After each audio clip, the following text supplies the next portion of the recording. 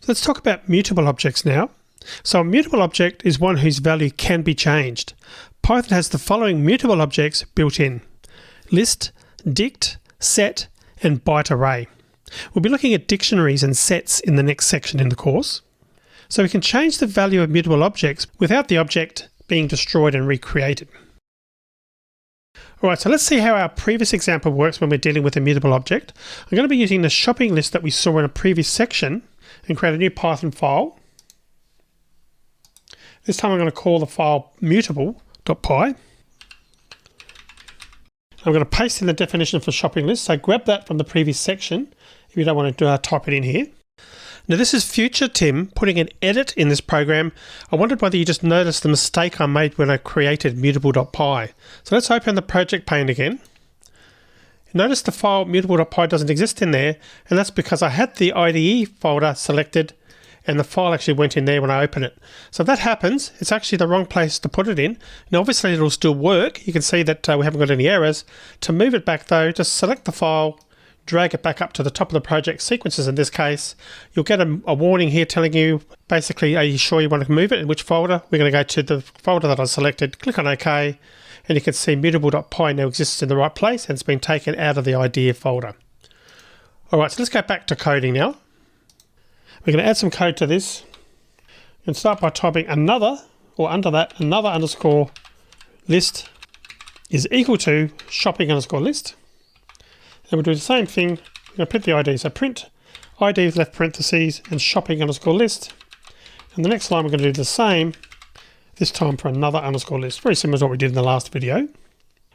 Run the program. Checking the IDs, you can see, not surprisingly, we get the same ID for both variables.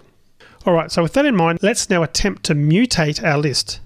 Now I'm going to be going through all the things you can do with lists shortly. For now though, I'll use augmented assignment to concatenate another list to the end of this one. That's very similar to concatenating one string onto another. So I'm going to type shopping underscore list plus equals, and left square brackets, double quotes, cookies. Just the one entry in the list there. Then we're going to print the shopping list. Run this. And I printed out the shopping list there because we haven't seen lists being concatenated before.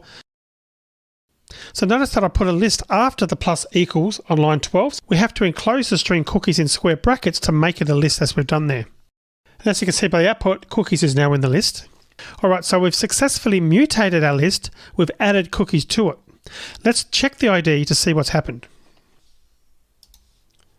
So I'm going to take a copy of line 9 and paste that below line 13, so on line 14 in other words.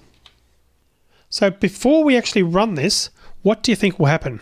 Will the ID remain the same, or will we get a new ID after changing the list? Well, let's see.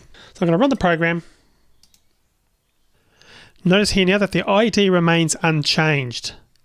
And that's because lists are mutable and Python was able to add a new item to the end of the list without creating a new list. So now that you've seen the same thing done with a mutable object and have seen the different behavior, the previous video on immutable objects should hopefully make more sense. Strings are immutable. When we tried to change a string, Python created a new object, a new string, and reattached the name to it. Lists are mutable, they can be changed. When we appended a new item in this code, Python was able to change the contents of the list without creating a new one. So that's the difference between mutable and immutable objects.